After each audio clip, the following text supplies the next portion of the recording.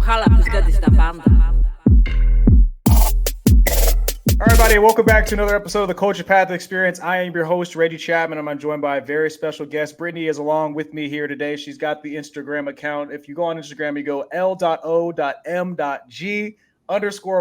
on Instagram account. You can find her. Brittany, welcome to the show. And just how are you doing today? Pretty good. Thank you. How are you? Oh, fantastic. And even better that we get a chance to talk to you today. So thank you for giving us a couple of moments to just tell your story. She has cerebral palsy, so she can't move on her own. She requires maximum assistance, can't move everything. But I found that being outside for her brings her a lot of peace. So that's what we do. Well, how did you figure that out? What goes through the process of figuring that out with your daughter? For her, it was easy for me to figure out because when she's inside, she screams and she bangs her head on the back of her chair and kicks and scratches and stuff like that. It's called, they call it self-injurious behavior in behavior therapy. And when she's outside, she doesn't do any of that. She's smiling, she's happy, she's a lot calmer, and she looks around. You can just tell that she really enjoys observing her environment when she's outside. I feel like that's kind of the case for all of us, right? We just like getting outside and be able to kind of see the sights. Were you somebody that's was an outdoorsy person before you figured this out, or would you had just walked with her outside and went outside with her one day and just realized that if you really could take this to the next level if you travel with her as well? Yes. I've always liked traveling and sports and being outside. So just it came natural with her when she was upset, or she also has epilepsy. So I found that too, after a seizure, to calm her down, getting some fresh air always helped. So it was just like, okay, well, if this is helping you on these levels, what else can it do? Gosh, I hear you. Tell me about your daughter. What do we need to know about her? And obviously you love her, so I mean, you like to make sure you take care of her. And tell me a little about her. Go and brag on her for a second, Mom. Yeah, she's 8 now. And since you said brag on her a little bit, the doctors didn't think she would live past 2 at the most. So it's exciting to see that she's still here. She's still kicking. She's very strong. And just very vocal about what she likes and what she doesn't like. She's always been that way. And outdoors just continues to be one of the things that brings her happiness and peace.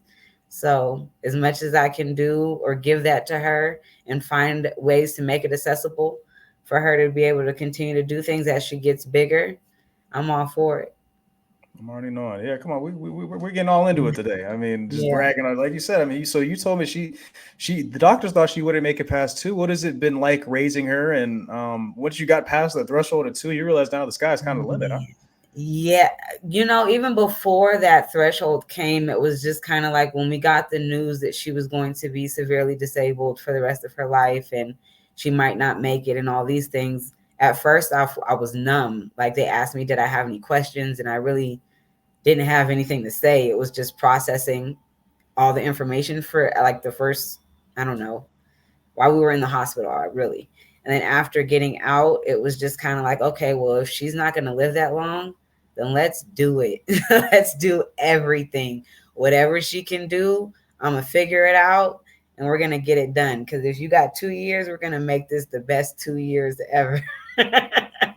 And then that just carried on, and she's 8 and we're still trekking. So what are some of the things that you like to do? I mean, like you said, you're to make those first 2 years incredible. You've gotten more years with her, but what are some of the things that she really likes, and how have you been able to kind of achieve some of those dreams for her? Yeah, she loves water. So we started off swimming and doing like warm water therapy. And then that turned into kayaking and jet skiing and wake tubing. And then we tried like the different season sports. And then we got into skiing in the winter. Achieve Tahoe up in Tahoe, California has a program that for people with disabilities where they can go skiing, whether they need assistance with a sit-down ski or they have like the stand-up skis, but they have some adaptive equipment that goes along with it that makes it a little easier. She's in a sit-down ski because she can't stand at all. So we did that. What else has she done? We've done bike riding, and I like have a little buggy in the back where I pull her as I go. She loves that. And what else? Anything that goes really fast, she loves. Oh, we've also Really? done like the mountain coaster situation. Oh yeah, okay. What did and you Yeah. said in Tahoe, right? That one we did in Colorado at a place Okay. called Glenwood Springs, Colorado. They have like a whole mountain amusement park, and we went there. They were extremely nice, very helpful with her disability and everything, and nothing was off limits to her, and I love that. Wow. Looks like because I mean I'm Yeah. sure for a lot of people on the outside looking in, I mean they'd wonder how you're able to get all this stuff done. What was it like for you trying to learn the process of still trying to do these outdoor activities while still trying to figure out how to do it alongside her? I learned that different states have different rules. So if you go other places, they are a lot more lax sometimes. So they don't. They're a little bit more lax with their rules, and they're a lot more helpful and accommodating. California is nice in a lot of places, but some places aren't that accommodating. So if you go out of state, you don't have those issues. So just doing a lot of research, and calling around, and then just visiting places unannounced sometimes also helps. They're like, whatever we can do, you know. So that's also nice too. Just getting out there and meeting people. So tell me about a little bit about your background. Like you said, you've always liked sports and being outside growing up. Do you have a background in like outdoor adventure sports, or where does that kind of love kind of come from for you? For me, my sports were swimming, basketball, gymnastics. Um, but I just like being outside in general. Just I guess it's my age group. We played outside all day long. I was never really inside. So when I had my daughter, it was like, a lot of the things that kids do inside, like playing video games and just sitting around, that wasn't really me. So I just would take her outside and see what she liked, and it kind of just clicked. So okay, so if you could kind of rank things, right? So you Mhm. said speed is really important. I've seen videos of you guys, like you said, with the bikes, or you had her on your back. I mean, what's maybe the most fun you think that she has doing? And for you, what is the most fun thing you have doing with her? Ooh, the most I have fun doing with her. Getting I deep to think that. it would be hiking, honestly, Okay. because we both get like this sense of peace that we don't get anywhere else. Um, Excitement wise, I think skiing, because she loves to go fast, and then just seeing her face as she's coming down, and sometimes the instructors will get videos for me because she's advanced further than I can. She can go up on the higher lifts, and I'm not there yet. So Really? yeah, she advanced pretty quickly. I, on the other hand, have not. Huh. I'll fall and, like, try to hit the snow before I hit a tree or something. But Yeah. she has instructors that go with her, and they found that the faster they go and the more turns they make, the happier she is. Like, she'll laugh and smile really big and start clapping her hands and like dancing in her seat, Oh doing whatever wow. she can. So they'll take her up to like the higher lifts, and I can't. So they'll just get videos and send them to me. Or when they get down to where I am, they'll tell me like she had a great time. So I think for excitement, that's like the biggest thing for her individually. And I would say Mhm. for both of us, maybe wake tubing, because I can sit, I'm right there with her. Yeah. What does that look like? Are you guys both on the tube together, or tell explain wake tubing to me? Because now I'm thinking that's not y'all on the back of a boat, or what is? Yeah. Give me a breakdown. Okay. So I'm right. Yes. Yeah. Explain wake tubing to me, please. So wake tubing, we've done it in Tahoe. Okay. The guy that owns the boat, he has his own company. He's really, really nice and was super helpful with like telling us where to park her wheelchair and making sure that it didn't get damaged while we were out on the water, and stuff like that. And he helped us get on the boat. But yeah, he ties a tube to the back of his boat and then lets it go. And her signal is a thumbs up, which is something that she can do. Okay. So when she wants to go faster, he'll ask her to give a thumbs up, and then she'll do it, and then he just takes off. And it's Wow. fun. I just hold on to her and hold on to they have like little, what do you call it, handles. Right. Yeah. So So I guess what's interesting to me is like so you're obviously trying, you have to go and you're doing all these things as well, right? And so Yes. I think what's interesting to me is that you're trying to figure out where the limit is for her. She's found her limits and that maybe even are farther than yours. I mean, do you find that as something that you have to get out of your comfort zone a little bit just to make sure that you're on the same level as her? Yes, I would. Yes, the biggest one is flying. I am terrified of planes, and she loves to fly. Flying? So just getting on a plane at all? Yeah, it's really bad. What? Yeah, and I've actually traveled more than her, believe it or not. But I Mm. am less. I'm still scared when I fly alone or when I used to. But flying with her is just even more anxiety provoking. But she loves it. Wow. So much so that like when the plane is about to take off, now if you can imagine a child or just anyone who has cerebral palsy doesn't have much control over their body, when the plane takes off, she immediately like sits up, like her spine straightens, and it's crazy. What? She'll even like brace herself for the landing. It's insane. Wow. Yeah. That is nuts. Okay, Yeah. so she's pushing you in a big way. Where Yes. where have you found that she's pushed you the most? Is it the flying, or is it something that you guys have done where you're like, oh, I'm afraid right now, but I'm not gonna let her know it. I want to make sure that she gets as much fun in this as she possibly can. That's every day. It's literally no joke every day. Every Wow. single day she pushes Oh, me give me an every example today then. What happened today? Break it down for me. let's see. What happened today? Okay, she didn't go to sleep until 7 o'clock this morning. And then she has a social group that she attends like on Zoom and everything. So she has a talker that's like an eye gaze system. So all she has to do is look at the icons on the screen and it'll select it if her gaze is like longer than zero point 0.5 seconds. Yeah. Um, so just helping her navigate that so that she can communicate to her peers and the instructor is just like outstanding, even off of very little sleep. She still wants to communicate, still wants to participate, doesn't want to be left out. She always wants to be included. So just helping her navigate through that, as nervous or as tired as I am, she's ready to go. Be ready to rock every day. It's just Hmm. rolling, huh?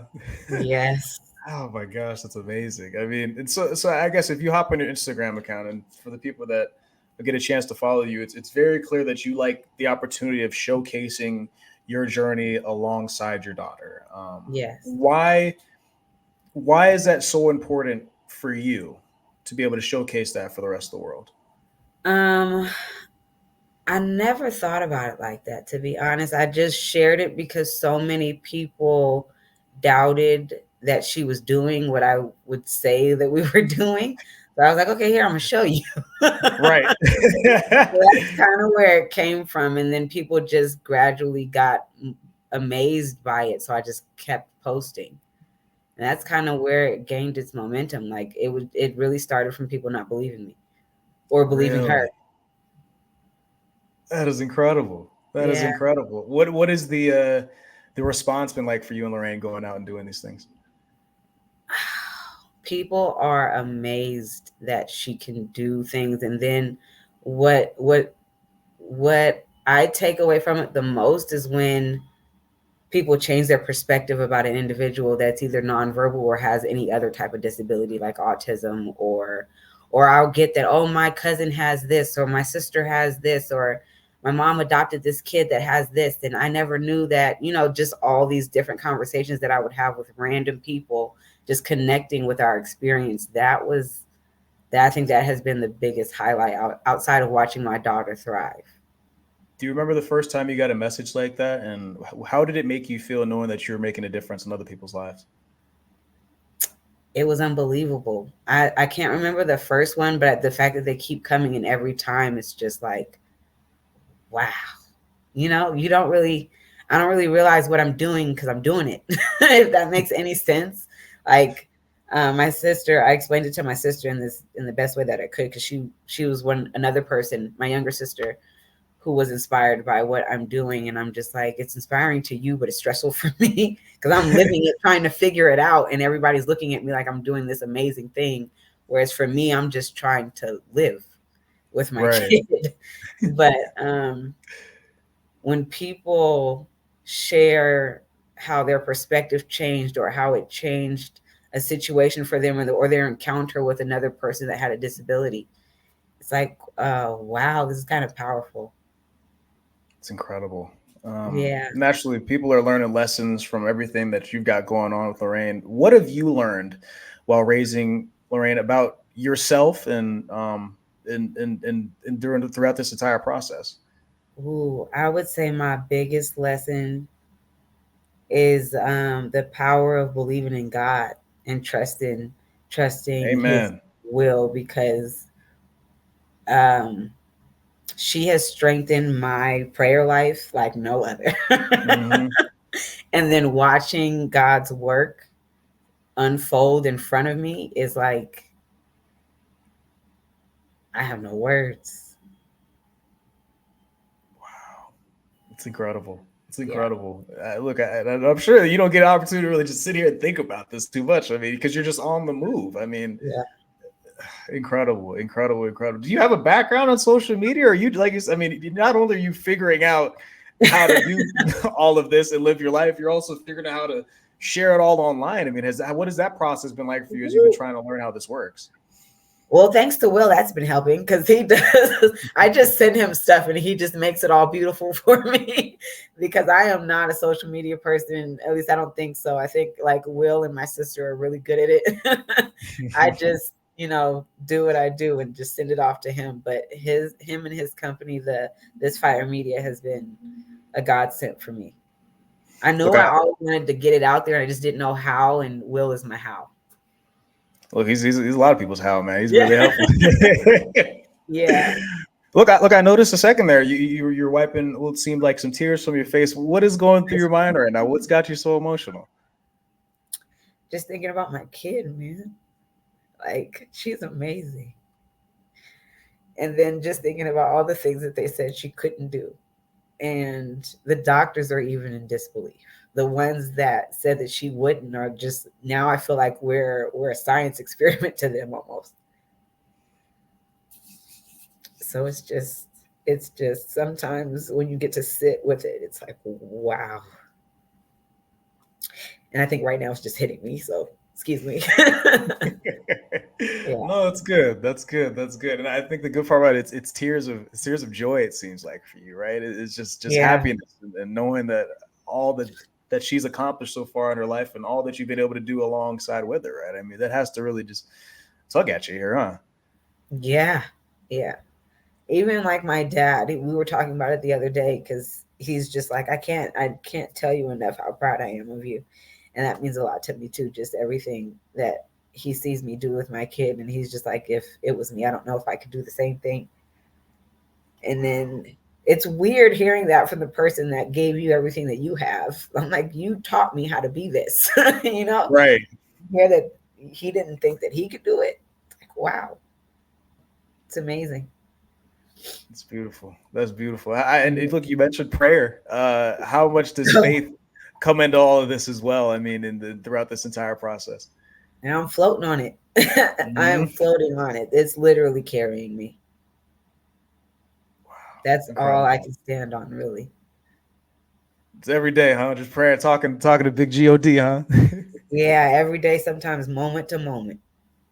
I Because with her understand. seizures and everything, it's unpredictable. It's very unpredictable. And with that comes a lot of fear. Yeah. So, and then you have like her feeding issues, and then her mobility issues. And then she's a girl, and you don't, sending her off to school and sending her off to other places, and her being nonverbal is like, it's very scary. As a parent, you're like, oh, you know, Right. for lack of better terms, it's really terrifying. But to let Will Smith had said something, and I held on. It's like a couple little nuggets that people say throughout, like your life, that you hold on to. But one thing that I saw a video that Will Smith had said, that like everything that you love or that you want is on the other side of fear. You saw that? Yeah. I've seen that. He was talking about skydiving, right? Yes. Yeah. And it's true. That stuck with me, and that with accompanied my faith. It's very true. Everything that you want is on the other side of fear. So I have all these fears with her every day, but it's like, well, what if I let it go? What would Yeah. happen if I wasn't so afraid? Like, what could she do if I didn't hold her back, or if society didn't hold her back? Let's just see. And that's what we've been doing. And so far, she's been doing great. What gives you that push in those moments where you're afraid to see what happens? What is it? Just been that quote, or I'm sure there's people around you that are encouraging you as well. What is your village like? Oh, my village is very scared. Especially my parents, they are much more scared than I am because, like, I'll give you an example. We went to Hawaii to surf. Access Surf is a program that we did while we were out there, and I did a test run at Stinson Beach with another company or agency called Me Water Foundation. So they helped us get out into the water, get used to, like, excuse me, being out in the ocean, and seeing what adaptations she would need to be safe, just being out there, because I mean, she can swim, but of course, it's always been with assistance, and it's always been in a pool. The biggest body of water she had been in before the ocean was Lake Tahoe. Yeah. So, um, there's animals and things out there. So it's a big leap, but doing it at Stinson Beach helped the fear that I had. And then once we got to Hawaii and got her out there, the waves were much bigger. Mm. Um, but that program had a lot of good people out there. They had paramedics in the water. They had a lot of volunteers in the water. I prayed, and one of the things that I prayed for was that whoever had hands on her, that he would insert himself. And it just so happened that the person that she got was an ex-military. He was a beach lifeguard, and had done this and had been volunteering for like 10 plus years or something crazy. Like, he'd been doing it for a long, long, long time. So I felt like I could trust him. And then having all the other supports that were already out there. But even with that, there's a video, you can hear my mom in the background, like, get her out of the water. Someone go get my baby. And then, like, no, she's fine, but she's panicking the whole time. Like, oh my gosh, the wave would come, and it would go over their heads, because to get out there as far as they could, they had to go through the oncoming waves. But Mm-hmm. Lorraine has a cue that she knew from her swimming lessons. It's 1, 2, 3, and the person that's with her has to take in a deep breath, and that's her cue to close her eyes and hold her breath.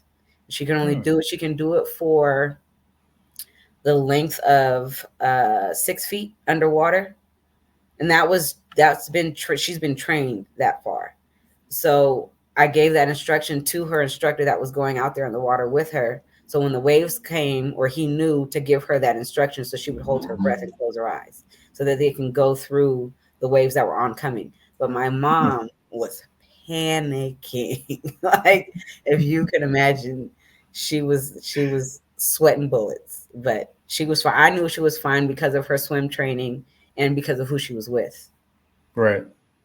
Do, But do, do you find yourself having to sometimes it's like, look, I'm nervous, but I can't be nervous because mom is nervous. You know what I yeah, mean? Like, do you find that sometimes where you're thinking like, I have to control the situation for everybody right now? all the time, because everyone is always like, I find myself having to suppress my fears when I'm in the middle of it, because Mm, everyone else around me, their fears are coming out. So right. I have to be the calm one, even though on the inside I might be screaming as much as they are. Where do But you I draw the I strength just, like, from? I take the mean, prepping steps, you know what I mean? Like, I'm gonna yeah, prep her and prep myself as much as I can, and then I'm gonna pray about the rest and send her on her way. I hear you. I hear you. I hear you. When things get tough and you find that there's moments and roadblocks, like you said, all of this is trial and error, trying to see what she can and can't do, who can help, how you get help, the situation. I mean, what keeps you going? What keeps you from slowing down or thinking this might just be too much for me to deal with? I've got other things I have to get going on. What keeps you pushing? her face, her expressions, her happiness, her peace, her ability to do all. There's a long list of the things that she can't do. So when we find something that she can, I hold on to her for dear life, because that's, to me, it's what gives us both life. And so we just keep going. Wow. Do you find? I mean, look, because a lot of the series here on the Culture Path Experience is talking to, especially Black folks, just that are just trying to be more outside. Because sometimes you see that there's maybe some Black people that think like going outside and going hiking or going skiing or mountain biking, like all this stuff is maybe like something that's not for us. When in reality, there's a lot of people out there that look like us that do it. Do you have a message to those people that just maybe need to get out of that mindset and that idea of saying it's not for them? It's like, that's like saying peace is not for you. It's